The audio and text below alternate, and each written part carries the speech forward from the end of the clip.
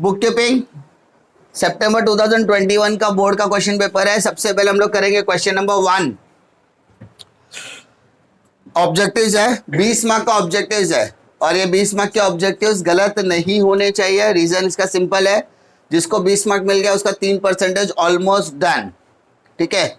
Second important thing कि आपको question paper pattern में क्लियरली बोला गया था कि आपके पास कुछ 10 तरीके के ऑब्जेक्टिव के ऑप्शंस है, जिसमें से 4 ऑब्जेक्टिव्स आने के चांसेस है।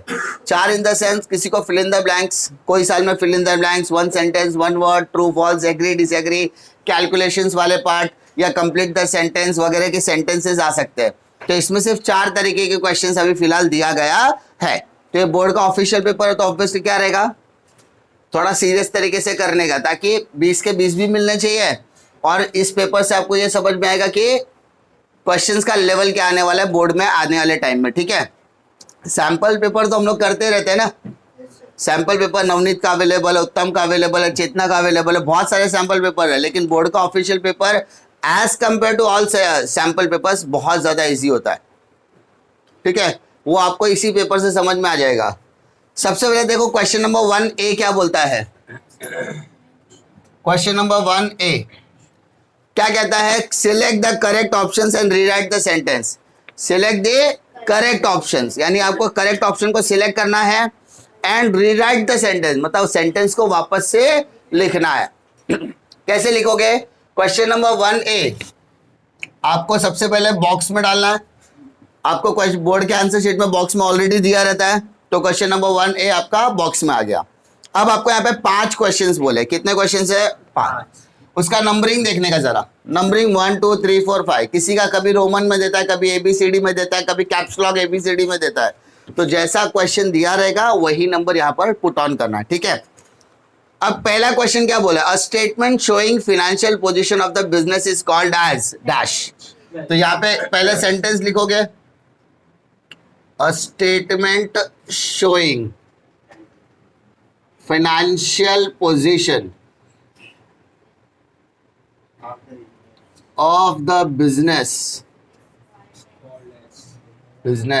is called as balance sheet। तो जब आप उसका आंसर लिखोगे तो जहां पर आपने क्या उधर क्या करने का, अंडरलाइन। ठीक है। डिफिकल्टी, सेंटेंस पूरा लिखना है। सेकंड की बात करते हैं, the set of program that directs the computer to perform desired task, यानी ऐसा कोई काम। ठीक है, अ सेट ऑफ प्रोग्राम, एक ऐसा प्रोग्राम जहां पर कंप्यूटर को हम डायरेक्शन देते हैं कि भाई साहब आपको ये काम क्या करना है। तो इसका आंसर क्या आएगा, सॉफ्टवेयर। ठीक है, सेकंड का आंसर क्या है आपका, सॉफ्टवेयर। मैं डायरेक्टली अब आंसर लिख रहा हूं, आई होप आपको समझ में आ गया क्या करना है। Third, the information supplied by financial statements are dash in nature. ठीक है, the information supplied by financial statements are dash in nature, कैसा नेचर का है। अब यहाँ पर बहुत सारी चीजें बोलते हैं ना कॉन्ट्राडिक्टरी है, बिकॉज जब ये चैप्टर्स आप रीड आउट करोगे एज अ थ्योरी पार्ट, तो यू विल फाइंड कि यहाँ पर यूनिवर्सल भी सही है, हिस्टोरिकल भी सही है। ठीक है, इसके अलावा none of the above, because ये दोनों के अलावा कंप्लीट इंफॉर्मेशन भी राइट है। तो यहाँ पर आप क्या आंसर लिखोगे, इट डिपेंड्स। तो मेरे हिसाब से इसका आंसर हिस्टोरिकल होना चाहिए, बिकॉज जब आप एक फिनेंशियल डेटा को आप फीड अप करते हो, या जब फिनेंशियल स्टेटमेंट को रिप्रेजेंट करके कोई डेटा को आप फीड अप करते हो, तो फीड अप डेटा आपके पास हमेशा अवेलेबल होता है। ठीक है, अब जब आपको उसकी जरूरत होगी इन फ्यूचर, तो आप उसको इजीली क्या कर सकते हो, रिफर कर सकते हो। इसलिए मेरे हिसाब से मेरा प्रोस्पेक्ट बोलता है हिस्टोरिकली नेचर होना चाहिए। ठीक है, बट ये चैप्टर जब आप पढ़ोगे तो आपको यूनिवर्सल भी लगेगा, तो मेरे हिसाब से मैंने हिस्टोरिकल देने की सोचा है। ठीक है, उसके बाद ये देख लेना, अगर ऑफिशियल मतलब टेक्स्ट बुक के अंदर का ऑब्जेक्टिव रहेगा तो उसमें से आप लोग कर लेना। तो थर्ड, इसके हिसाब से मैं हिस्टोरिकल। उसके बाद fourth, the balance on the capital account of retired partner is transfer to his dash account. सबसे पहली चीज यहाँ पर 3 चीजें समझ के रखो, 3 चीजें। सर क्या क्या समझना है, पहला चीज ये एडमिशन, डेथ और रिटायरमेंट, ये 3 चीजें। जो एडमिशन ऑफ अ पार्टनर है, ऑब्वियसली वो रिटायरमेंट तो लेगा नहीं तुरंत आते, तो जो रिटायरमेंट वाला पार्टनर है उसका जो भी बैलेंसिंग फिगर होता है वो उसके लोन अकाउंट में जाएगा।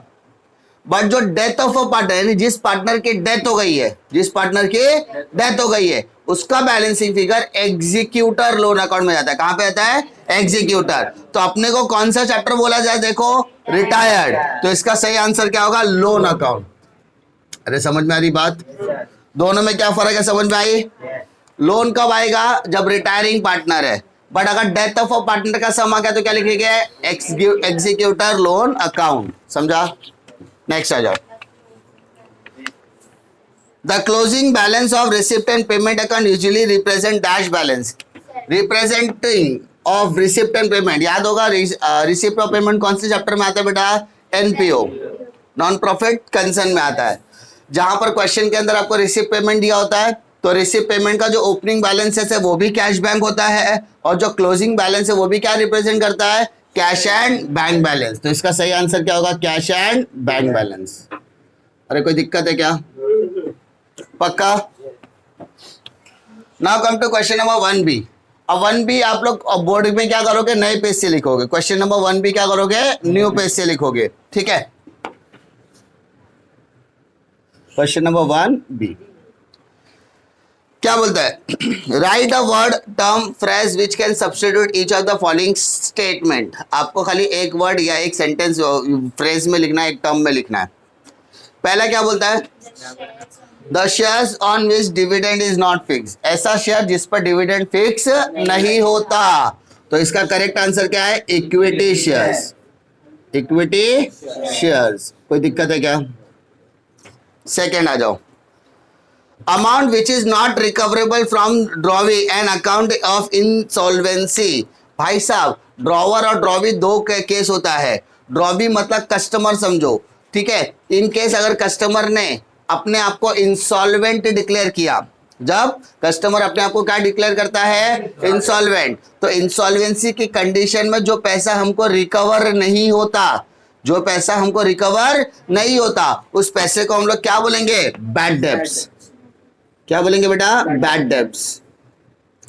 इररिकवरेबल अमाउंट को हम लोग क्या बोलेंगे? Bad debts. Third option, third liability likely to rise in future and happening of some events। ऐसी लाइबिलिटी जो फ्यूचर में अराइज हो सकती है, ऐसी लाइबिलिटी जो फ्यूचर में हमारे साथ हो सकता है, उसका प्रोविजन आज ही करके रखो। ठीक है, तो उसको हम लोग बोलते हैं कंटिंजेंट लाइबिलिटी। क्या बोलेंगे इसको? Contingent liability. ऐसी लाइबिलिटी जो जिसका अकरेंस आने वाले टाइम में आपको देना पड़ सकता है, करना पड़ सकता है, तो उसको हम लोग बोलेंगे contingent liability. Fourth question, ratio by surviving partners are benefited on the death of a partner. Ratio by which the surviving partners are benefited on death of a partner, यानी पार्टनर की डेथ होने के बाद बाकी के जो दो partners बचेंगे, सर्वाइविंग पार्टनर्स, कंटिन्यूइंग पार्टनर, उनको कौन सा रेशियो मिलेगा? तो माय डियर, उनको मिलता है गेन रेशियो। इस गेन रेशियो का आप बेनिफिट रेशियो भी बोलते हो, तो ये डिपेंड कि आपको क्या करना है। ठीक है, गेन रेशियो या बेनिफिट रेशियो। अरे सिंपल सी बात है सर, पहले 3 पार्टनर थे, तीनों को इक्वल हिस्सा मिलता था, 1/3, 1/3, 1/3। समझने के लिए सिंपल एग्जांपल देता हूँ, 40-40 रुपये तीनों में हिस्सा बढ़ता था 120 रुपये के प्रॉफिट पे। अनफॉर्चुनेटली सी की डेथ हो गई, सी की क्या हो गई? डेथ हो गई। तो अब 120 रुपये के प्रॉफिट पे ए को 60 मिलेगा और बी को 60। तो ए को 20 रुपया ज्यादा मिल रहा है, बी को भी 20 रुपया ज्यादा मिल रहा है, तो इसको बोलेंगे गेन रेशियो। क्या मिलेंगे? गेन। और पहले कितना मिलता था, अभी कितना मिलता है? तो 20 रुपया उसको क्या मिल रहा है? बेनिफिट मिल रहा है ना, ज्यादा मिल रहा है, इसलिए उसको क्या बोलेंगे? गेन रेशियो या बेनिफिट रेशियो। डिफिकल्टी है क्या? Fifth question, account open for revaluation of assets and liability. भाई साहब, असेट के रिवैल्यूएशन के लिए कौन सा account? Revaluation account. Sir revaluation account को एक और चीज बोलते हैं, profit and loss adjustment account. दोनों में से कोई एक लिखा तो भी चलेगा, दोनों लिखा तो भी चलेगा। कोई दिक्कत है क्या? पक्का?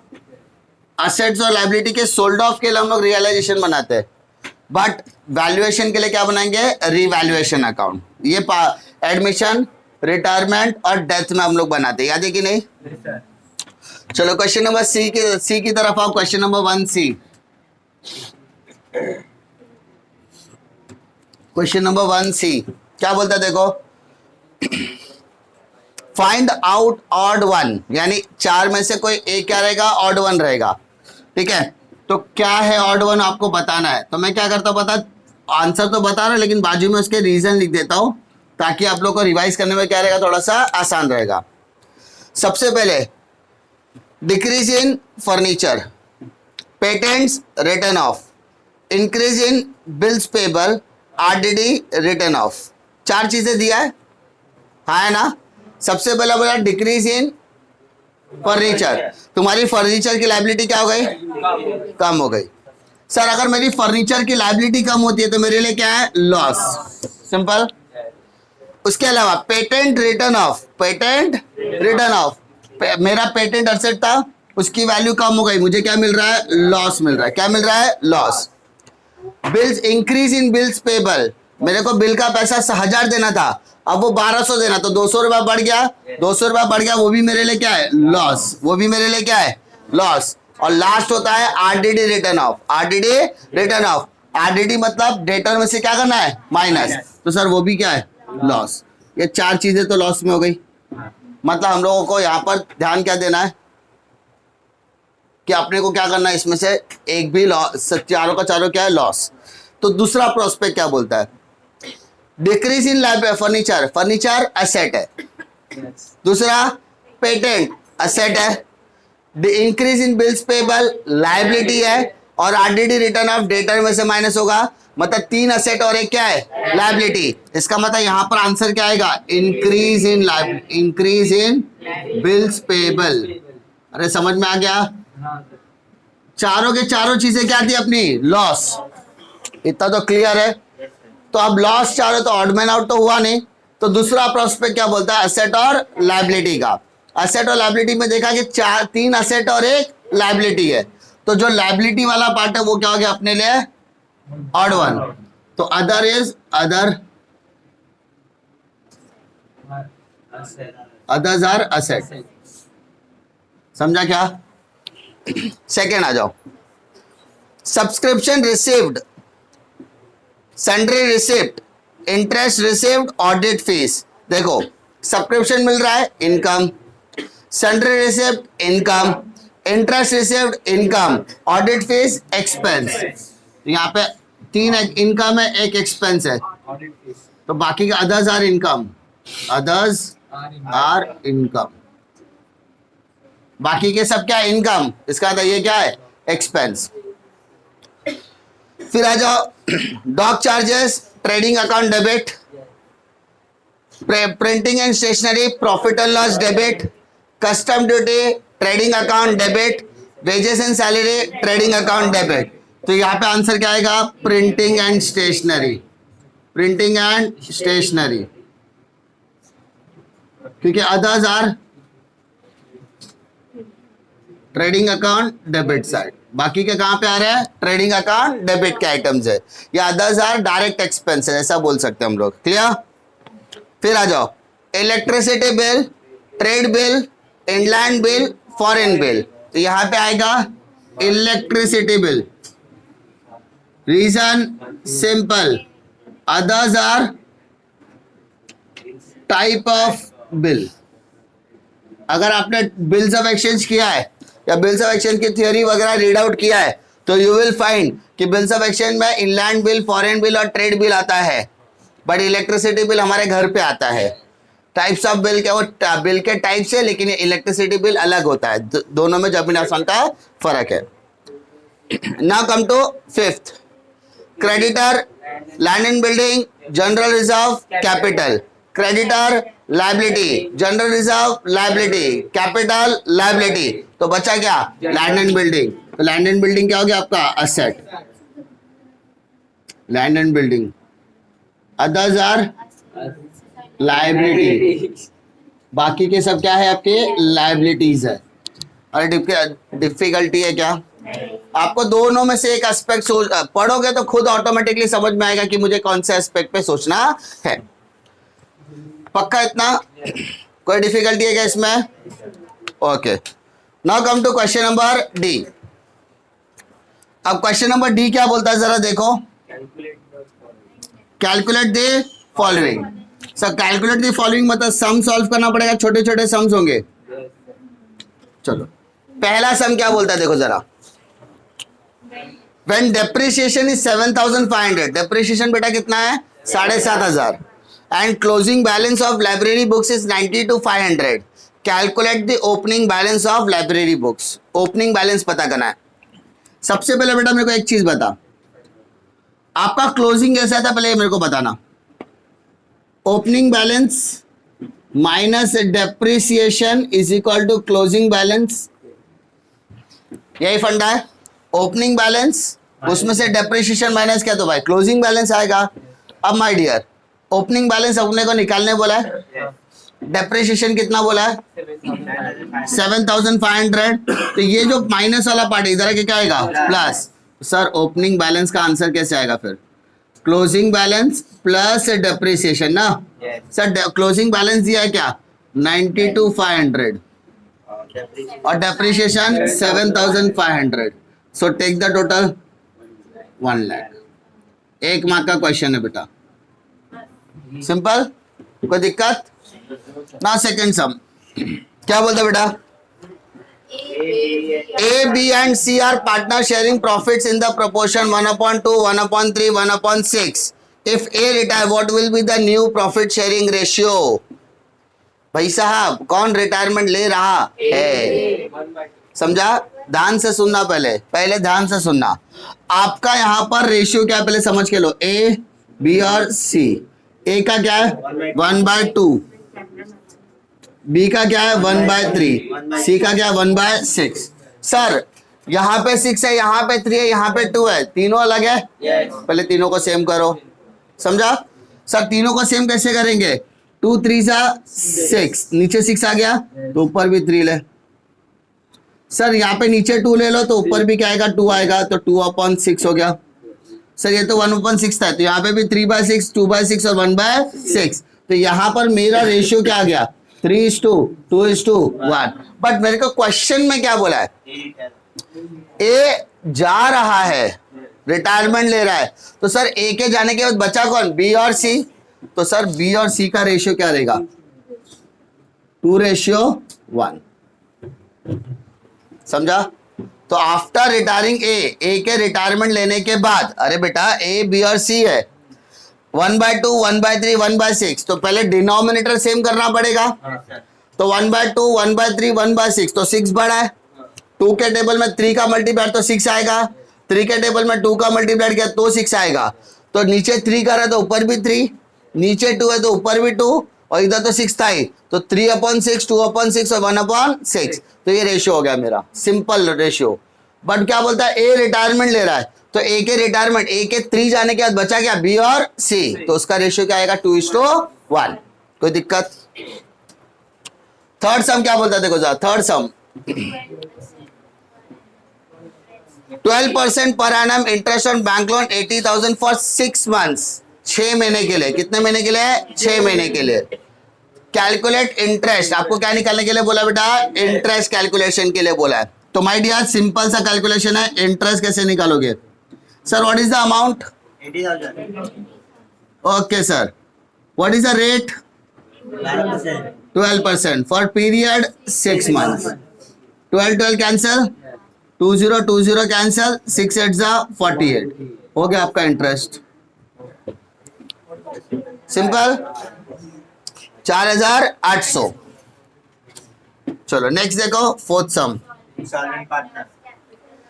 Insolvent partners capital account debit by side total is 1 lakh, credit side total is 60,000. Calculate. Sir इससे छोटा सम तो मैंने कभी देखा नहीं। डेफिशिएंसी, सीधा बोला डेफिशिएंसी बताओ। तो डेबिट का टोटल बड़ा है, क्रेडिट का टोटल छोटा है, तो डेबिट माइनस क्रेडिट, तो 1 lakh minus 60,000. Sir how much 40,000. हो गया तेरा डेफिशिएंसी.